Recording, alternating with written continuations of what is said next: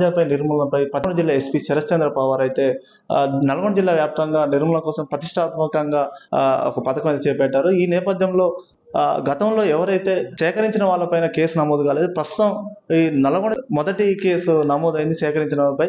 అది ఎక్కడో కాదు, తిప్పర్తి మండలంలోని మొదటి కేసు నమోదైంది. దీనిపై ఎస్ఐ గారు ఏం చెప్తారు, ఎలా నమోదు చేశారు, అది ఎలా సేకరించారని వాళ్ళ మాటల్లో తెలుసుకునే ప్రయత్నం అయితే చేద్దాం. చెప్పండి sir. Shankar, Tipparthi police station, Nalgonda district. ఈ యొక్క మా ఎస్పీ గారు శరత్చంద్ర పవార్ ఆదేశాల ప్రకారం శివరాం రెడ్డి గారి నేతృత్వంలో మరియు కొండల సార్ గారి నేతృత్వంలో మేము పనిచేయడం జరిగింది. ఈ యొక్క మెయిన్ కాన్సెప్ట్ ఏంటంటే, ఎస్పీ గారు మాకు తెలియజేసిందంటే, గంజాయి కొన్న వ్యక్తుల్ని ఏదైనా అతని దగ్గర ప్రోడక్ట్ అయితే మొన్నటిదాకా మేము రిమాండ్ చేయడం జరిగింది. కానీ మొదటిసారిగా కన్జ్యూమర్ని మేము విత్ కోర్టు ద్వారా వాళ్ళ యొక్క అనుమతితోటి మేము రిహాబిలిటేషన్ సెంటర్ పంపడం జరుగుతుంది. రిహాబిలిటేషన్ సెంటర్కి ఏ విధంగా పంపుతున్నామంటే, మేము మొదటగా మనకు ఒక వ్యక్తిని అదుపులో తీసుకున్నప్పుడు అతని దగ్గర గంజాయి అనేది దొరకలేదు. దొరకకపోతే అతనికి మాకు రిపీటెడ్గా తెలుస్తుంది. ఏమనంటే, అతను తీసుకుంటున్నాడు సార్, గల్లీలో లొల్లి చేస్తున్నాడు, ఇబ్బంది పెడుతున్నాడు, తల్లిదండ్రులు చాలా ఇబ్బంది పెడుతున్నట్టు. అప్పుడు మేము వెంబటే అదుపులో తీసుకొని వాళ్ళని టెస్ట్ చేయడం జరిగింది. ఆ యొక్క ప్రజెన్స్లో అక్కడనే వెంటనే టెస్ట్ చేస్తే వాళ్ళకి పాజిటివ్ అని తెలుస్తుంది. పాజిటివ్ అని తెలిసిన తర్వాత దీన్ని ఏ విధంగా తెలియజేయాలంటే, మాకు కొత్త చట్టం 8C NDPS యాక్ట్ ద్వారా గంజాయి తాగి ఉన్నా కానీ ఆ వ్యక్తిని రీహాబిలిటేషన్ సెంటర్ పంపాలనేది మెయిన్ ఉద్దేశం. కాబట్టి దాన్ని మేము మొదటగా FIR చేసేసుకొని తర్వాత కోర్టులో ప్రొడ్యూస్ చేయడం జరిగింది. విత్ హాస్పిటల్లో పర్మిషన్ తీసుకొని ప్రొడ్యూస్ చేయడం జరిగింది. ఆ తర్వాత కౌన్సిలింగ్ సెంటర్కి మేజిస్ట్రేట్ మేడం గారు పర్మిషన్ ఇవ్వడం జరిగింది. కౌన్సిలింగ్ సెంటర్కి పంపించడం జరిగింది. ఈ కౌన్సిలింగ్ సెంటర్లో వీళ్ళకి 30 days ఉంచడం జరుగుతుంది. 30 daysలో వీళ్ళకి ఒక టైం టేబుల్ ఉంటుంది. ఆ టైం టేబుల్ మాదిరిగా వాళ్ళని అక్కడ ఒక ఫిక్సప్ చేసేసి వాళ్ళకి రోజు కౌన్సిలింగ్ ఇచ్చేసి వాళ్ళ బంగారు భవిష్యత్తుని పాడు చేసుకుంటున్నారు మీరు అని తెలియజేసి వాళ్ళని మంచి వ్యక్తులుగా సొసైటీలోకి పంపించడానికి ఇది ఎంతగానో దోహదపడుతుంది. ఈ విధంగా మా ఎస్పీ గారు చెప్పిన సలహా మేరకు మేము విధంగా ముందుకెళ్ళడం జరుగుతుంది. సార్, ఈ గంజాయి తీసుకునే వ్యక్తులు నాడి ఆలోచన విధానం కానీ అతని ప్రవర్తనలో కానీ ఏ విధంగా ఉంటుంటుంది, మీరు ఎలా అబ్జర్వ్ చేస్తారు? యాక్చువల్గా ఒక సిచ్యువేషన్ చూస్తే, ఒక అబ్బాయి 18 years దాకా ఉంటుంది. అబ్బాయికి వాళ్ళ మదరు వాళ్ళ సిస్టరు, వాడు గంజాయి కన్జ్యూమర్ అయిన తర్వాత వాళ్ళ సిస్టర్ వాళ్ళ మదరు వాడి దగ్గర ఉండట్లే, వేరే ప్లేస్లో ఉంటున్నారు. వేరే ప్లేస్లో ఎందుకు ఉంటున్నారంటే, వాడు వచ్చేసి వాళ్ళ అమ్మని ఘోరంగా తిడుతున్నాడు, వాళ్ళందరినీ కొడుతున్నాడు. కారణం ఏందని తెలుసుకున్నట్టే వీడు ఏమైనా మంతాగి వచ్చి కొడుతున్నాడా అని తెలుసుకుంటే, మంతాగి కాదని ఆ తర్వాత వాళ్ళ మదరు వాళ్ళ జేబులో చెక్ చేసింది. జేబులు చెక్ చేస్తే ఆ జేబులో గంజాయి సంబంధించిన చిన్న మెటీరియల్ దొరికిన తర్వాత వాళ్ళ మదరు కొంతమంది వ్యక్తులు మనకి ఇంటిమేషన్ ఇవ్వడం జరిగింది. అంటే వాళ్ళు దానికి ఎడిక్ట్ అయ్యారని క్లారిఫికేషన్గా వాళ్ళు గుర్తించి మనకు తెలియజేయడం జరిగింది.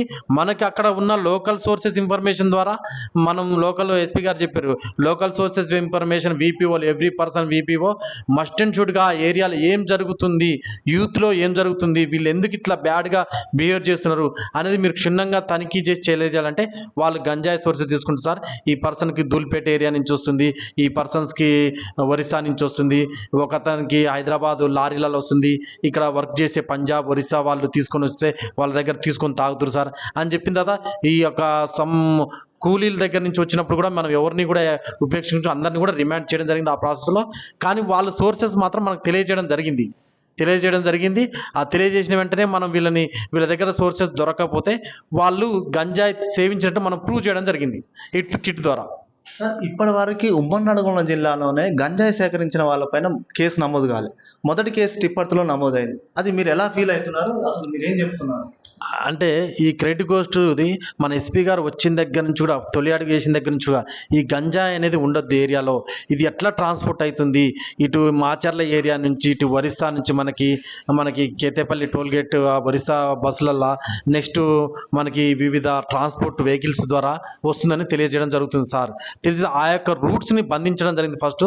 ఆ తర్వాత లోకల్ సోర్సెస్ కొంత రావడం జరుగుతుంది. కానీ మనం అనుకున్నంత క్వాంటిటీ దొరకట్లేదు. తక్కువ క్వాంటిటీ దొరికినా కానీ ఎవ్రీ మూమెంట్ వాచ్ జరుగుతుంది. ఎక్కడ కొంచెం గంజాయి దొరికినా ఎమ్మటే కేసు చేయమని చెప్పేస్తున్నారు సారు. ఎవరిని కూడా వదలొద్దని క్లియర్గా చెప్తున్నారు. సార్, గతంలో గంజాయి ఎట్లా విస్తరించింది, ఇప్పుడు మీరు చేసే దాంట్లో ఎంతవరకు అరికట్టే ప్రయత్నం చేశారు?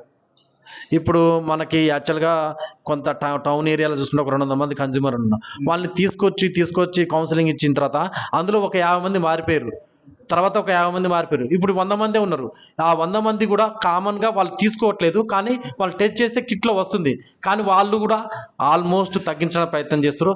అందులో నాకు తెలిసి ఒక 5% మంది ఉన్నారు మాత్రమే. 100లో ఒక 5% అయితే ఉన్నారు.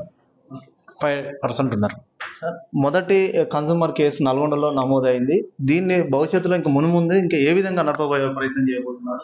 ఇది యాక్చువల్గా ఈ పోలీస్ స్టేషన్లో మొదటి కేసు నమోదు కావడం జరిగింది.